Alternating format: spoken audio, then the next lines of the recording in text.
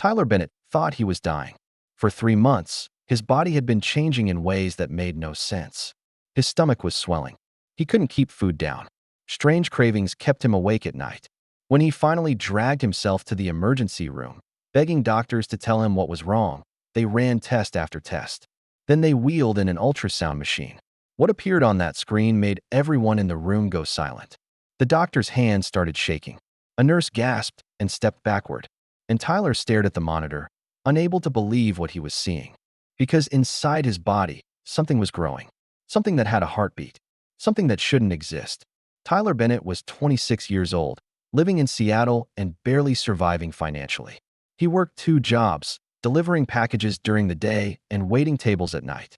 His tiny studio apartment cost too much, his car was constantly breaking down, and his student loans felt like a weight he'd carry forever. But the real reason Tyler was drowning in debt was his younger sister, Emma. 2 years ago, she'd been diagnosed with leukemia. The treatments had saved her life, but the medical bills had destroyed both their finances. Even with insurance, the costs were crushing. Tyler would have done anything for Emma. She was the only family he had left after their parents died in a car accident 5 years earlier. So when an opportunity came up to make $50,000, Tyler jumped at it without thinking twice. He saw that number and imagined clearing Emma's medical debt, giving her a fresh start. He didn't ask enough questions. He didn't read the fine print carefully. It was the biggest mistake of his life.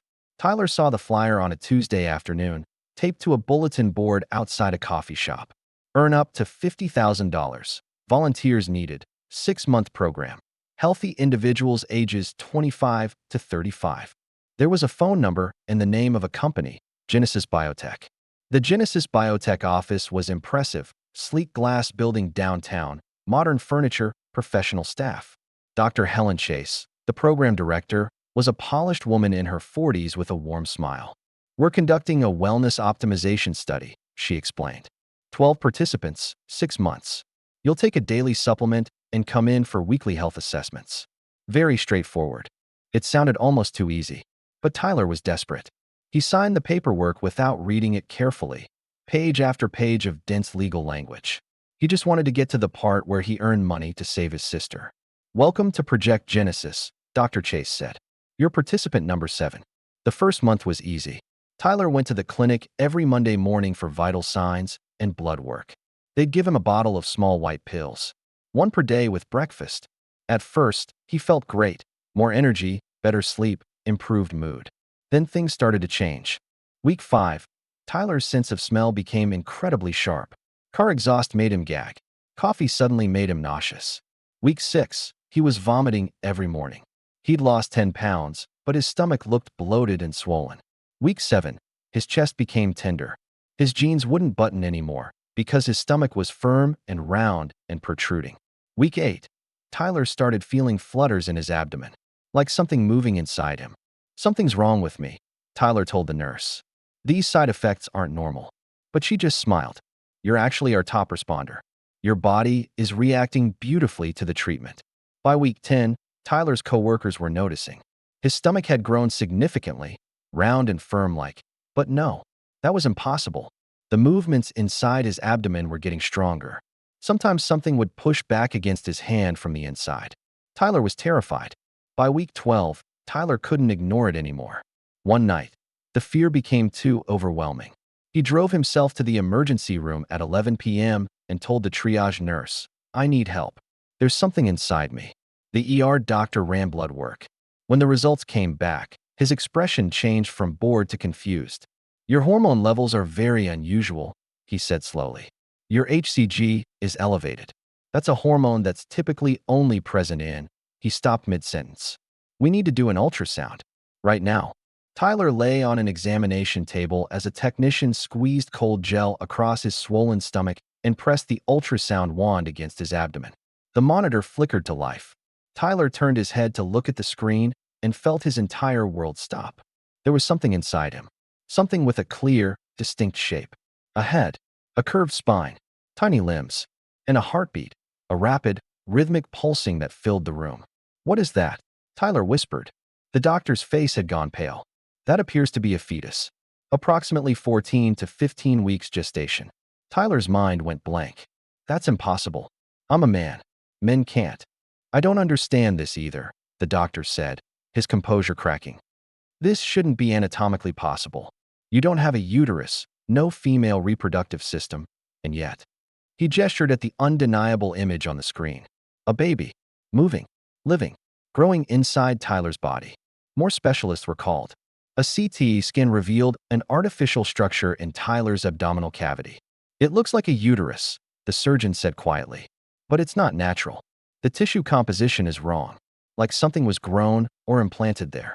Someone did this to me, Tyler whispered. Genesis BioTech. They did this on purpose.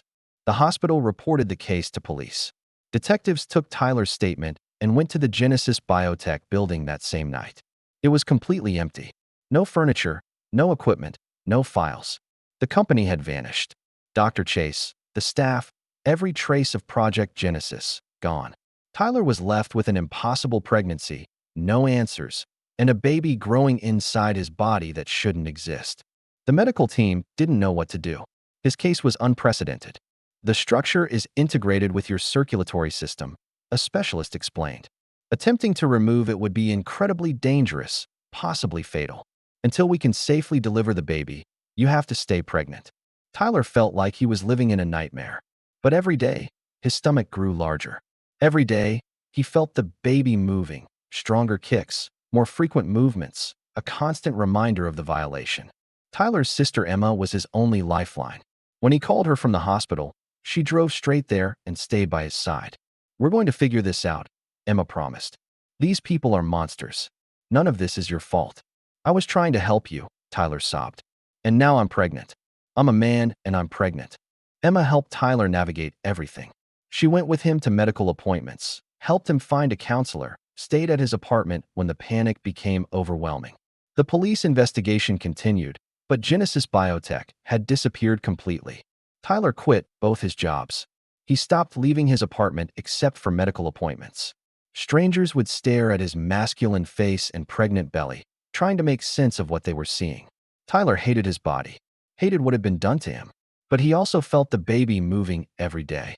Kicks against his ribs, rolls that made his stomach shift. And despite the trauma and anger, Tyler started having complicated feelings. This was a living being, innocent, completely dependent on him. What would happen after it was born? At 37 weeks and 4 days, Tyler woke up at 2 a.m. with crushing pain. Labor had begun. Emma rushed him to the hospital. The surgical team that had been on standby was called in immediately. Tyler lay on the operating table, terrified and shaking, as they administered the spinal block. There was no option for natural birth. The baby had to be surgically removed. You're going to be okay, the surgeon told him. We've planned this carefully. Tyler stared at the ceiling, feeling strange tugging sensations as they cut through layers of skin and muscle and artificial tissue. And then, a baby's cry, high-pitched and strong, filling the operating room. It's a girl, the surgeon announced. She's small but appears healthy. You have a daughter. They held her up briefly so Tyler could see her, a tiny, squirming infant with dark hair, crying loudly. Then they took her away while the surgical team worked to remove the artificial structure and repair the damage to Tyler's organs. Tyler lay there, tears streaming down his face, unsure if he felt relief or grief or something he couldn't name. Tyler's daughter spent 2 weeks in the NICU. He visited her every day, staring at her through the plastic incubator, feeling confused emotions. She hadn't asked for any of this. She was innocent. He named her Hope at Emma's suggestion. The case made national news. 6 months after Hope's birth, Genesis BioTech was traced to an offshore operation. Dr. Helen Chase and several associates were arrested, facing international charges of medical experimentation and assault. It turned out Tyler wasn't the only victim. 3 other men from the study came forward. All of them had been made pregnant through the same procedure. The lawsuit settlement gave Tyler and the other victims substantial compensation. But money couldn't undo the violation. Tyler kept hope. It wasn't easy, but Emma helped him understand that Hope deserved a chance at life, and Tyler was the only parent she would ever have. He moved to a different city for a fresh start, found a job he could do from home, and went to therapy 3 times a week. Slowly, very slowly, Tyler began to heal. Hope would never know the full truth of how she was born. Tyler decided she deserved to grow up without that burden. She would know she was loved. That was enough. This case is a chilling reminder that medical consent means nothing if you don't fully understand what you're agreeing to. Dense legal language and promises that seem too good to be true are red flags that should never be ignored. Legitimate medical research is transparent about procedures, risks, and objectives. No amount of money is worth your bodily autonomy. So here's what I want to know. What do you think the punishment should be for medical professionals who violate consent this severely? How can we protect desperate people from predatory research programs? And would you have been able to keep the baby if you were in Tyler's situation? Share your thoughts in the comments. And remember, always read the fine print, always ask questions, and never sign away your right to understand what's being done to your body.